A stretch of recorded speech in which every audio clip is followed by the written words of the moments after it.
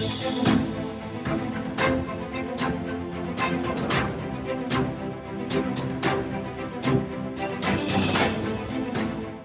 तरफ जहां सियासी पार्टियां लोकसभा चुनाव की जोर शोर से तैयारी कर रही हैं, तो वहीं एक ऐसी पार्टी भी है जिसकी अब तक कोई भी रणनीति किसी के भी समझ में नहीं आ रही है। वो पार्टी है बसपा। जी हां, बसपा सुप्रीमो मायावती लोकसभा इलेक्शन के सियासी बिसात पर कौन सी गोटियां सजा रही है, इस बात की किसी को भनक तक नहीं है। ऐसे में सियासी दिग्गजों के मन में एक सवाल उठ रहा है, क्या मायावती विपक्ष की राह का रोड़ा बन सकती है? बसपा की इस रणनीति से सपा और कांग्रेस काफी टेंशन में है।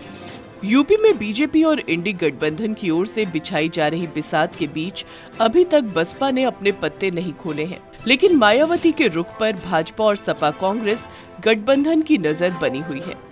बसपा के सामने सपा कांग्रेस के मोहपाश से अल्पसंख्यक तो भाजपा से एससी वोट बचाने की चुनौती है। कांग्रेस की ओर से महीनों तक चली मायावती की मान मनौवल बेनतीजा रही और बसपा सुप्रीमो अकेले ही महासमर की ओर बढ़ चली हैं। 2019 में बसपा के टिकट पर जीते ज्यादातर सांसद खुद समझ रहे हैं कि मायावती की इस राह में अनिश्चितता की धुंध अधिक है और मंजिल लगभग ओझल। जिस दिशा में हाथी का एक एक कदम बढ़ता दिख रहा है, उसमें चुनौती की धमक सपा कांग्रेस गठबंधन जरूर सुन रहा है। अभी बसपा ने आधिकारिक रूप से प्रत्याशी घोषित नहीं किए हैं, लेकिन कुछ सीटों से संकेत दे दिया है कि अनुसूचित जाति वर्ग में विशेष तौर पर सजातीय यानी जाटव वोट के प्रति काफी हद तक आश्वस्त रहते हुए मायावती इस बार मुस्लिमों को अधिक टिकट दे सकती हैं। उनका ये दाव उत्तर प्रदेश की कई सीटों पर सपा कांग्रेस गठबंधन के समीकरणों को प्रभावित कर सकता है।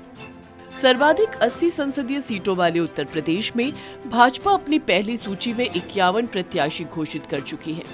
सपा ने कई सीटों पर उम्मीदवार तय कर दिए हैं और कांग्रेस में भी मंथन चल रहा है।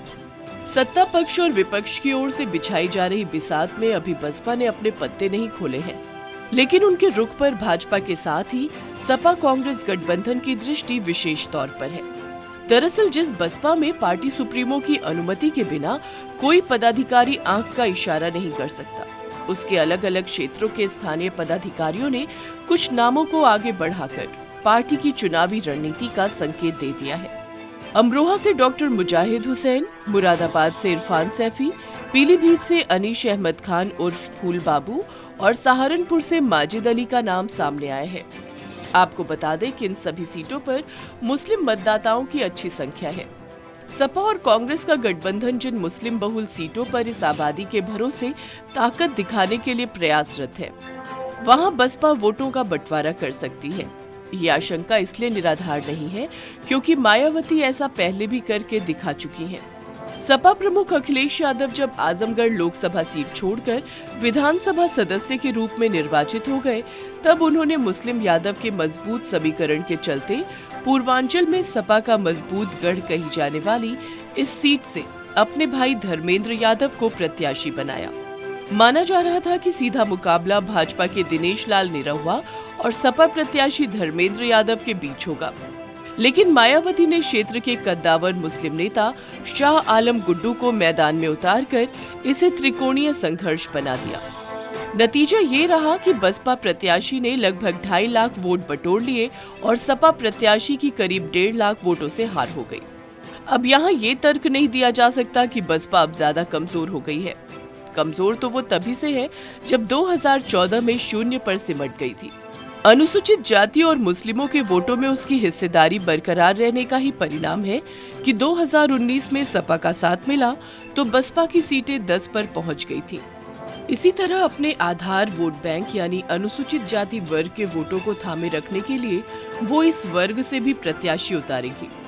प्रदेश की सुरक्षित 17 लोकसभा सीटों सहित पश्चिमी उत्तर प्रदेश की उन सीटों पर वो सीधे तौर पर भाजपा को चुनौती देना चाहेंगी, जहां अनुसूचित जाति वर्ग का मतदाता प्रभावी भूमिका में है।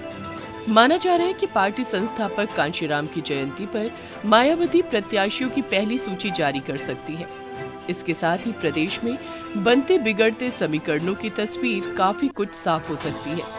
2009 के लोकसभा चुनाव में मुस्लिम वोटों में सपा की 30% की हिस्सेदारी थी, तो वहीं बसपा 18%, कांग्रेस 25%। 2014 के लोकसभा चुनाव में मुस्लिम वोटों में सपा की 58% हिस्सेदारी थी, तो वहीं बसपा की 18% और कांग्रेस की 11% हिस्सेदारी थी।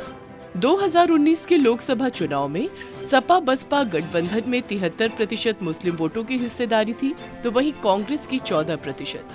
प्रत्याशी उतारने में मायावती की इस रणनीति से चित्त हो जाएगा इंडिया गठबंधन। बीजेपी को हो सकता है फायदा।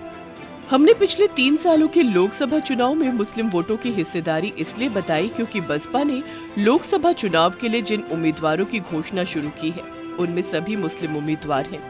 ये पार्टी की रणनीति का संकेत है।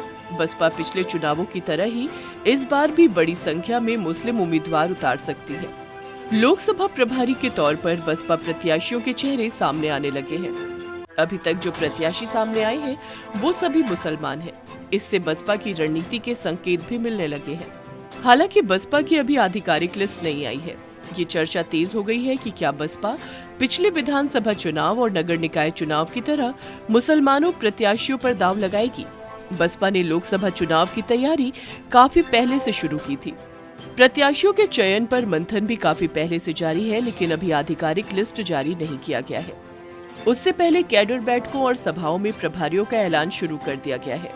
चूंकि जल्द ही आधिकारिक लिस्ट भी आने वाली है, उससे ठीक पहले घोषित इन प्रभारियों को बतौर प्रत्याशी ही देखा जा रहा है। अभी तक जो नाम सामने आए हैं वो सभी मुसलमान हैं। बसपा ने पीलीभीत से अनीस अहमद खान को प्रत्याशी घोषित किया है। वो बसपा सरकार में मंत्री और 3 बार विधायक रह चुके हैं। उन्होंने 2009 और 14 में लोकसभा चुनाव भी लड़ा था। वहीं अमरोहा से डॉक्टर मुजाहिद हुसैन उर्फ बाबू भाई को प्रभारी बनाया है। उनकी पत्नी डासना की नगर पंचायत अध्यक्ष है। डॉक्टर मुजाहिद डॉक्टर है और 2 साल पहले ही उन्होंने बसपा ज्वाइन किया है। यहाँ से अभी तक बसपा के ही दानिश अली सांसद थे। मुरादाबाद सीट से इरफान सैफी लोकसभा प्रभारी घोषित किए गए हैं।